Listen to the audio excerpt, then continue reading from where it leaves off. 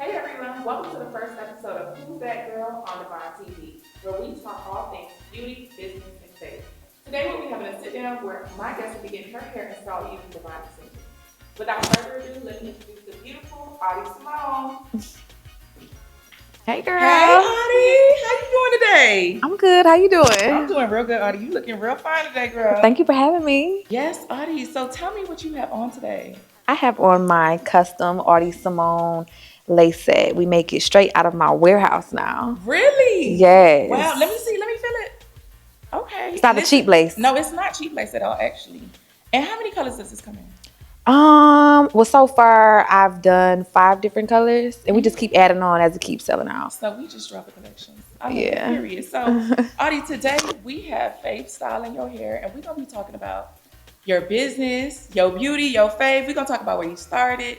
So tell me a little bit about you. Where are you from? I'm from Detroit. Okay. I'm 28. Okay. I moved to Miami when I was 17.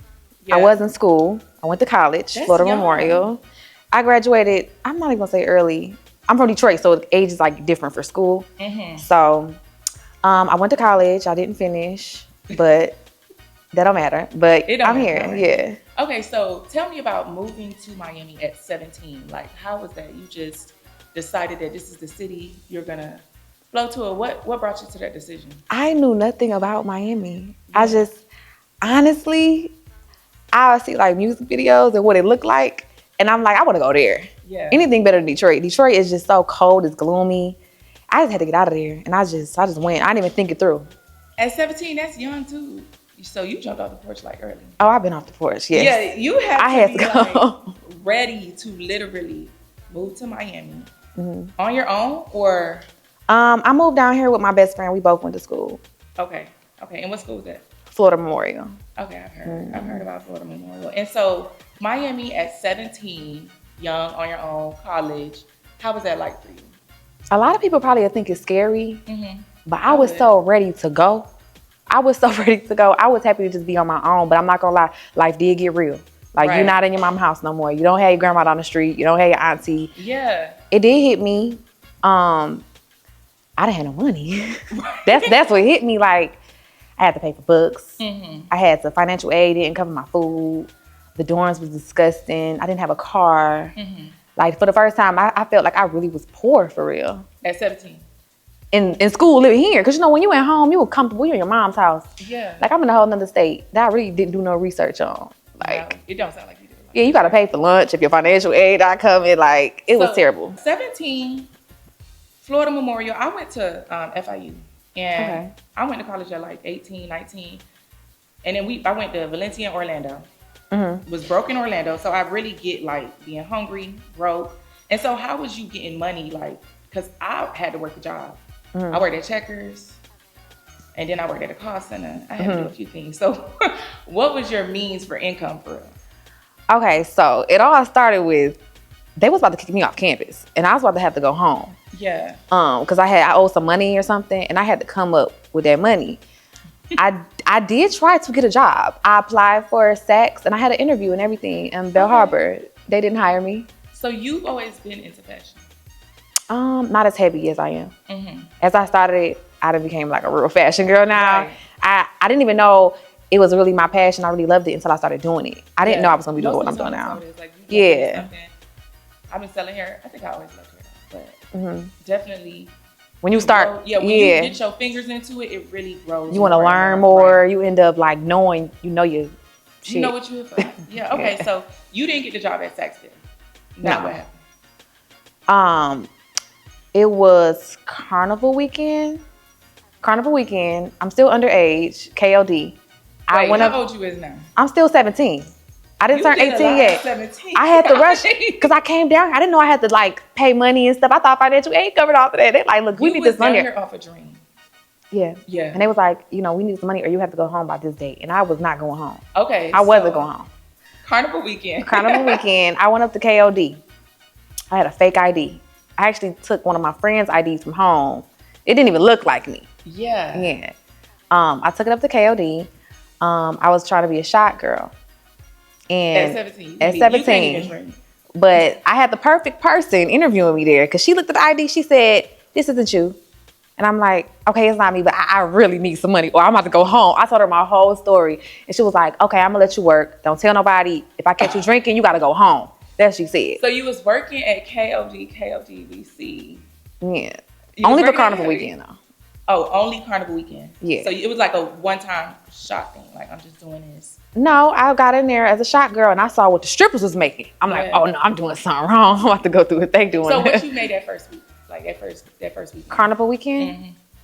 I really don't fully remember, but I think it was like $1,000, which was still good for me. That's good money. That was really good. Right. But I saw what the other girls was making and I'm like, because at $17,000 I want that. Could solve a lot of problems when you get in. Yeah, I made $1,000 in a day and it solved my issue with school. Right. But I saw something I never seen before. Right. And so you was exposed to a different lifestyle. Yes, exactly. Right. That's what happened. And you now exposed to this different lifestyle. This is crazy at 17 because I can't imagine like me being 17, walking to a strip club, seeing strippers, money, like it's a lot going on. No, I've been to the club before, like in Detroit, but Detroit and Miami is totally different. Yeah, because do they show titty? Like they don't show nipples everywhere. Ordering quality hair is the first step it takes to becoming that girl. So this winter, make sure you bundle up with our raw hair collection and make sure that you shop online at www.divineextensions.com and use code Who's That Girl to get 20% off. No, they show. We're talking about money though. So you going like Detroit, go to strip club, you don't see that much money. You go, when I came to Miami, it was money everywhere, literally. Right. Everywhere, and I never seen that before. Wow, okay, so now you like into the money. I'm assuming you start stripping.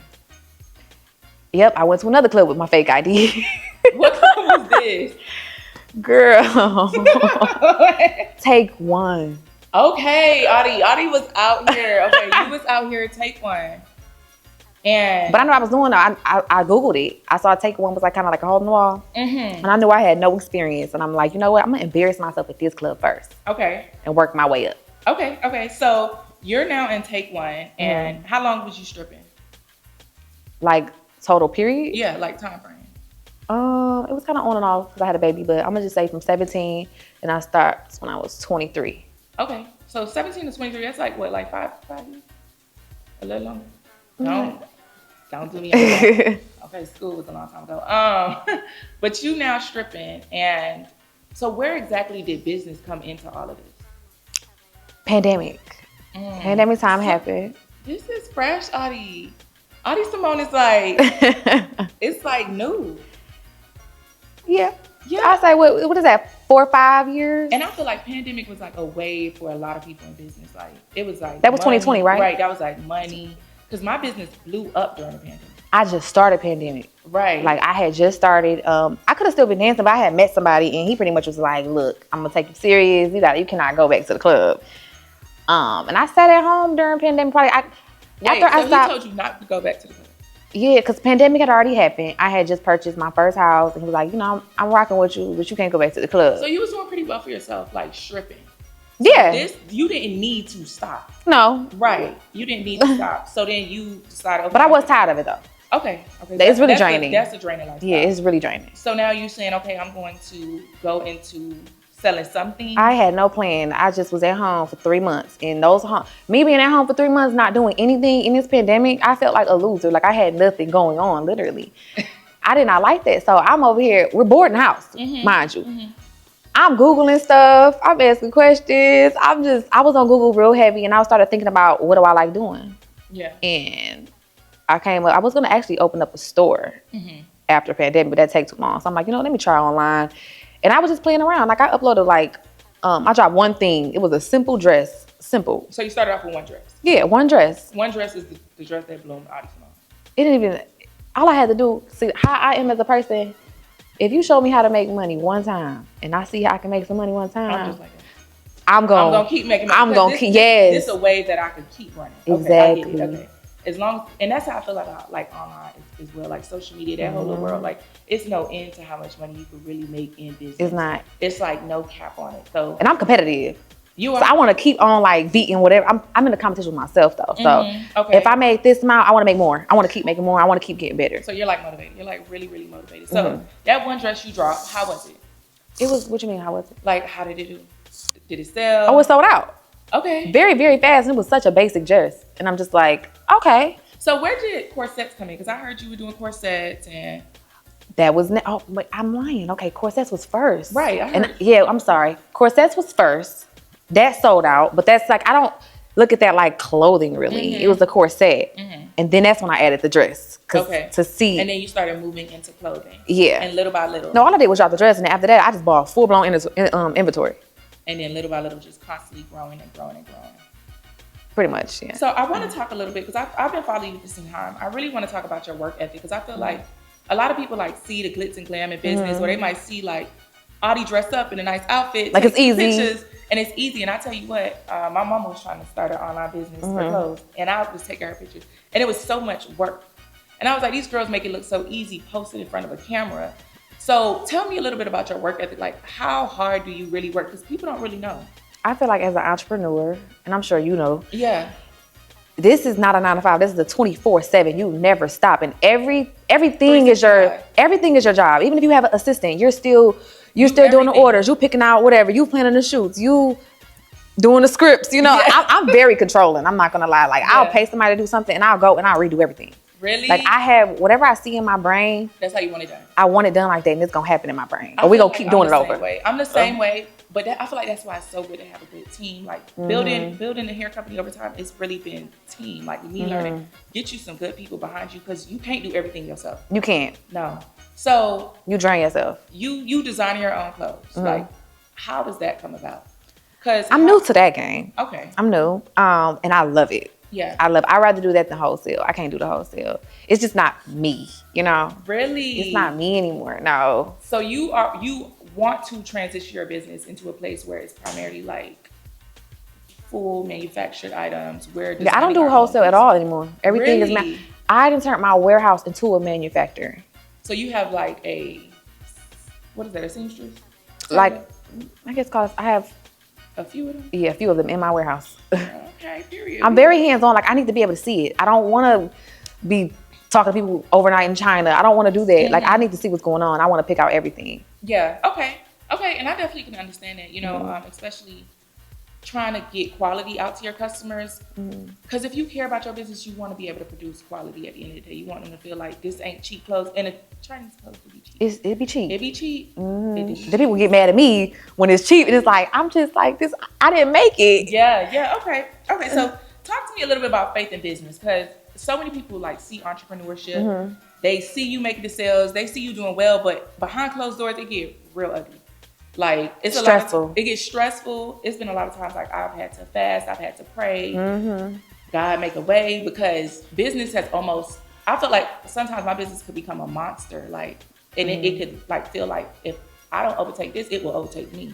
So how have you like stayed afloat? How has faith played a role in your business overall?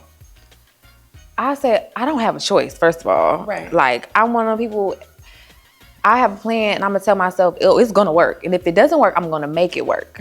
It gotta work. Yeah. I try not to think negative. It's definitely draining. It's definitely stressful, because as an entrepreneur, you don't know if you're gonna sell out. Yeah, you really don't. It's really gambling for real. And praying that somebody buy this.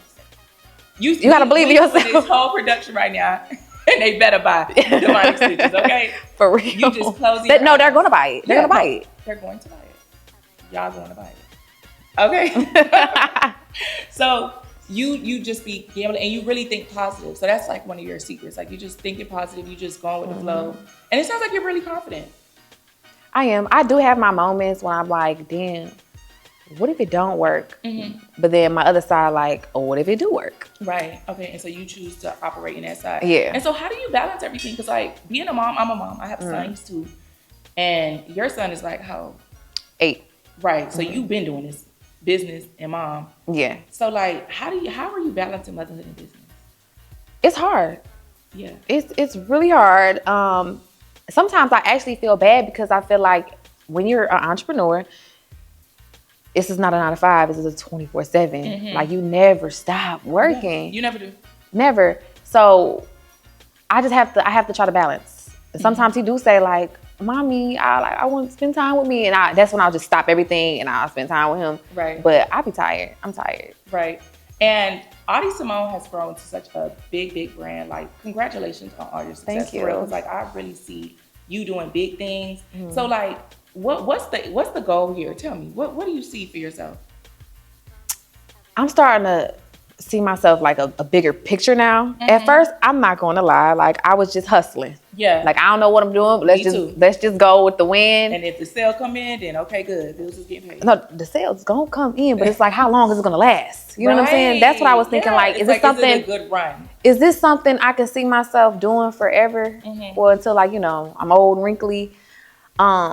And that's when I came up with just designing my own clothes. This is something I can see myself doing. I'm trying to make a career. This is not a hustle. Right. No longer a legacy. hustle. Yes. Right.